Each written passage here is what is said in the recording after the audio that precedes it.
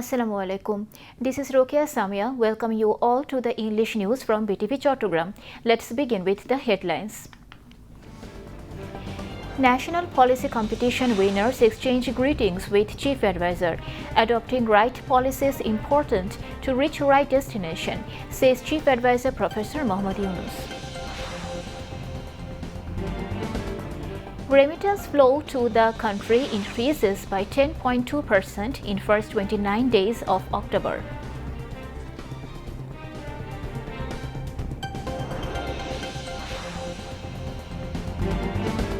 Those who claim BNP not want reforms trying to mislead nation, says BNP Secretary General Mirza Fakhrul Islam Alamgir.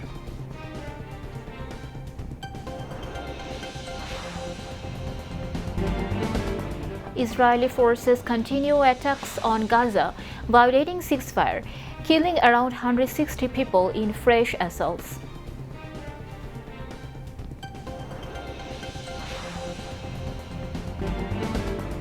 And Bangladesh set target of 152 runs against West Indies in third and final T20 of three-match series in Chattogram.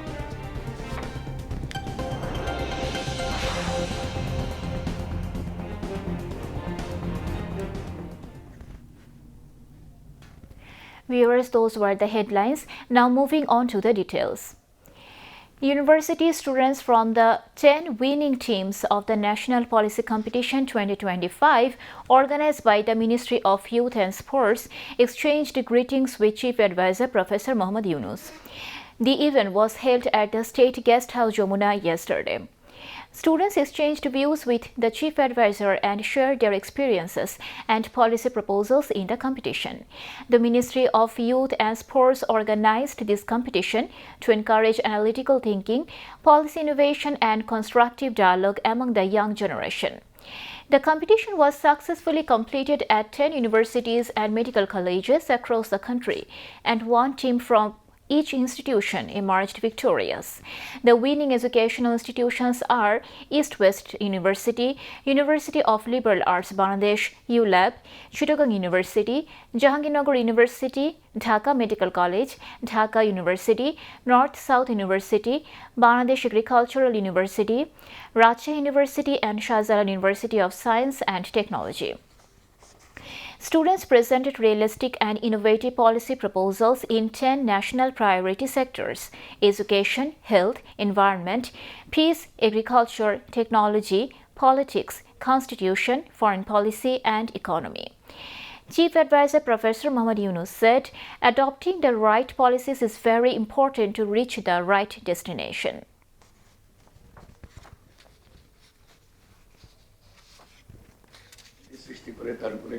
বিতর্ক করছে অথবা বাস্তব, কিন্তু এটা আলোচনাটা করছো আলোচনার খাতিরে, এটা কোথাও লাগছে না, এখন লাগছে কিন্তু ভবিষ্যতে লাগবে।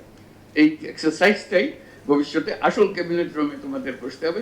তোমাদের যে এক্সারসাইজটা আমরা প্রতিনিয়ত করি, তোমরা প্রতিনিয়ত করি। পলিসিটা শুধু সরকার করবে বা ব্যবসা করবে, তার ব্যক্তিগত পলিসির ব্যাপার আছে, তোমার নিজের ব্যাপারেও পলিসি, তোমার জীবনের ব্যাপারে একটা পলিসি আছে। এইটা সঠিক করা যে এটা আমি কোন দিকে যাব, কোথায় গেলে এটার বিহিত হবে, আমি যেটা চাই, যেটা অর্জন করতে চাই, সেই টার্গেটে আমি পৌঁছতে পারবো, তার জন্য পলিসি লাগবে। তো কাজে পলিসিটা ক্রমাগতভাবে অ্যাডজাস্টেড হয়। আমি যে একবার করে ফেললাম এটাই যে দুনিয়া যেদিকে যাকে থেকে নড়বো না, তাহলে ওটা হলো না। তার মধ্যে একটা ফ্লেক্সিবিলিটি থাকতে হবে। প্রস্তাব বিবর্তনের সঙ্গে সঙ্গে আমি এটাকে তার সঙ্গে সঙ্গতিপূর্ণ করবো, যাতে করে আমি এগিয়ে যেতে পারি।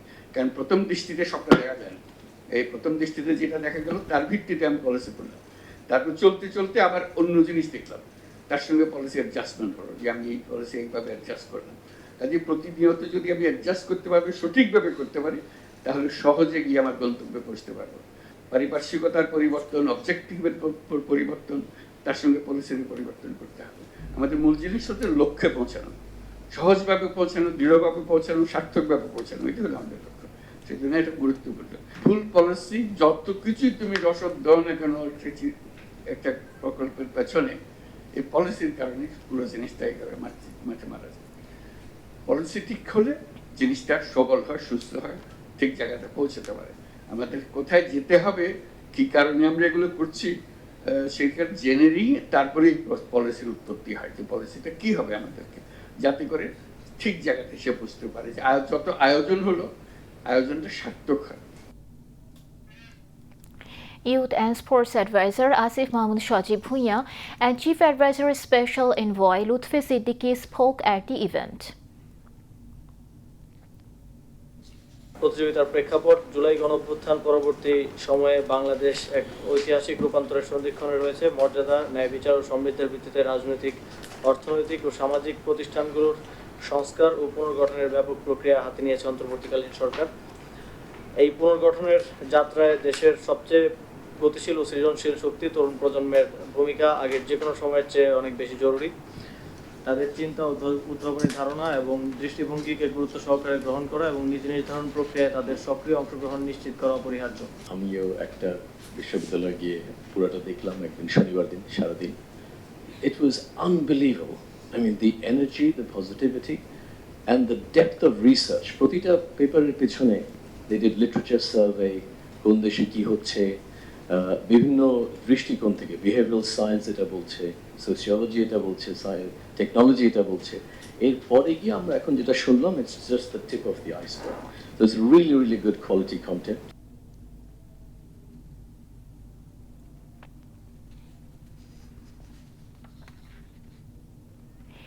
According to the latest data released by the Bangladesh Bank, remittance inflows increased by 10.2% year-on-year, reaching $2,432 million in the first 29 days of October. During the same period last year, the country's remittance inflow was $2,208 million. From July to October 29 of the current fiscal year, expatriates sent $10,018 million in remittances, compared to $8,750 million during the same period of the previous fiscal year. Meanwhile, the recovery of foreign exchange reserves and the unprecedented growth in remittance inflows indicate a renewed sense of stability and confidence in Bangladesh's economy. According to data published by Bangladesh Bank on Wednesday, the country's foreign exchange reserves currently stand at $32.15 billion. However, when calculated under the IMF's balance of payments and international investment position manual methodology, the reserve amount stands at $27.35 billion. Based on the total reserve, this amount is equivalent to about 5.5 months of import payments. Under the IMF calculation method, it slightly drops to around 5 months. Although this situation cannot be described as very comfortable, it is still considered largely satisfactory under the current circumstances. The main reason behind this economic relief is the remarkable surge in remittance inflows, which began after the fall of the fascist Awami League government on August 5, 2024.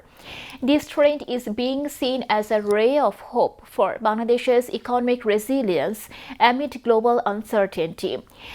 Thomas Helbling, Deputy Director of the IMF's Asia and Pacific Department, recently welcomed the increase in Bangladesh Bank's foreign exchange reserves at a press conference. Dr. Zaidi Sattar, chairman of the Policy Research Institute, stated that Bangladesh's macroeconomic stability has been restored. Renowned economist Dr. Zahid Hussain echoed this view, emphasizing that the rise in remittance inflows has played a crucial role in rebuilding the reserves. He further noted that the difficulties banks faced in opening LCs during the dollar crisis are now gradually easing. BNP Secretary General Mirza Fakhrul Islam Alamgir has said that the BNP is a political party built through reforms. Those who claim that the BNP does not want reforms are only trying to mislead the nation. He made these remarks at a discussion titled Participatory Democracy in Resisting Fascism, organized at the National Press Club Auditorium this morning to mark the 53rd founding anniversary of the Jatiyo Samajtantrik Dol JSD. The BNP Secretary General said that there is no longer a separate opportunity for a referendum. The referendum will be held on the same day as the national election. There will be two ballots, one for the national election and the other for the referendum. Mirza Fakhrul further said that the BNP wants to form a national government. All those who have been part of the long struggle will be included in the government. Therefore, those who are conspiring over the election will not be able to survive politically. The event was presided over by JSD Senior Vice President Barrister Tania Rob. Among others, Nagorik Oiko President Mahmoud Rahman Manna, Gণ Adhikar Porishod President Nurul Haq Nur, Acting President of Gণ Forum Advocate Subroto Chaudhary, and AB Party Chairman Mujibur Rahman Munzu also spoke. Bhattiari Cantonment Public School and College organized its annual cultural program 2025, transforming the college grounds into a vibrant arena of color and culture. Commandant of the Bangladesh Military Academy, Major General Khandakar Muhammad Shahidul Imran was present as the chief guest, while President of the Sena Poribar Kollan Shumiti of the Bangladesh Military Academy, Najmun Nahar, Deputy Commandant of the BMA, Brigadier General Muhammad Rafiqul Islam, Principal of Bhattiari Cantonment Public School and College, Major Muhammad Nasiruddin Mahmud, along with members of the governing body, teachers, students and parents were also present on the occasion. Both teachers and students deliver a captivating array of performances, including poetry recitation, dance, music, a fashion show, and drama. Following the performances, the chief guest distributed prizes to the winning students. In his address, the BMA commandant and chief guest praised the students' creativity, presentation skills, and team spirit.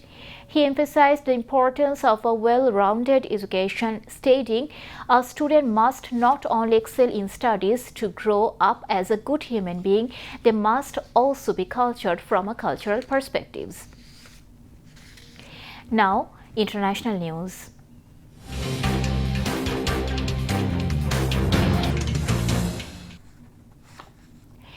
The Hamas has handed over the coffins of two Israeli hostages to occupying Israeli authorities through the International Committee of the Red Cross. Later on Thursday night, the Red Cross delivered the coffins to the Israeli military. A ceasefire between Israel and Hamas came into effect on October 13. On that same day, Hamas and other armed groups returned the bodies of 20 hostages. Since then, the process of returning the remains of deceased hostages has continued gradually. Meanwhile, Israel has violated the ceasefire twice. Breaking the agreement, Israeli forces launched massive attacks on Gaza, killing around 160 people in fresh assaults. In another development, Israel's ambassador to the United Nations, Danny Danon, called UN Special Rapporteur on Human Rights, Francesca Albanese, a witch. The Israeli envoy made the remark following Albanese's report accusing Israeli forces of committing genocide in Gaza. On Tuesday, Albanese presented her latest report titled "The Gaza Genocide, a Collective Crime" before the UN General Assembly. In it, she stated that the international community is complicit in the genocidal war against Palestinians through its silence. Meanwhile, Turkish President Recep Tayyip Erdogan has said that Turkey and Germany could play a crucial joint role in ending Israel's war on Gaza. Speaking at a joint press conference with the German Chancellor Friedrich Merz after their meeting in Ankara on Thursday, President Erdogan strongly condemned Israel's recent attacks on Gaza and urged Germany to take a firmer stance. Tens of thousands of protesters have marched in Jerusalem to demand that ultra-Orthodox Jewish people remain exempt from Israeli military service. Approximately 2 lakh people, mostly men clad in traditional black suits and hats carrying placards denouncing conscription, brought West Jerusalem to a standstill Thursday, clogging roads and setting fire to pieces of tarpaulin, local media reported. At least 2,000 police officers were mobilized to respond to the demonstration. One teenager died at the largely peaceful protest after falling from a building under construction next to the protest, police said. The mass demonstration follows a recent crackdown with thousands of call-up notices sent to ultra-Orthodox people in recent months and several deserters imprisoned. Right now, people who refuse to go to the army are taken to military prison, said Shamul Orbach, a protester. It's not so bad, but Israel is a Jewish country. The government cannot fight against Judaism in a Jewish country. It does not work. Pakistan and Afghanistan have agreed to resume talks in Istanbul at the request of mediator Turkey after earlier rounds between Islamabad and Kabul failed to resolve spiraling tensions between the neighbors that have exploded into military clashes in recent weeks. Pakistan security officials said Islamabad's delegation had been planning to depart from the Turkish city after a previous round of talks spanning 4 days ended in a deadlock. Now, however, the team will remain in Istanbul to continue negotiations on Thursday. Pakistan has once again stressed that Afghan soil should not be used for terrorism against Pakistan. We appreciate the constructive role of our hosts and remain committed to seeking a peaceful resolution in good faith, a security official told Al Jazeera on condition of anonymity due to the sensitivity of the dialogue. Afghan media have also reported, quoting sources, that after the intervention of host Turkey and mediator Qatar, the two countries have agreed to resume their talks, which had ended earlier this week. The two neighbors were engaged in a week-long border conflict this month, in which both sides suffered casualties.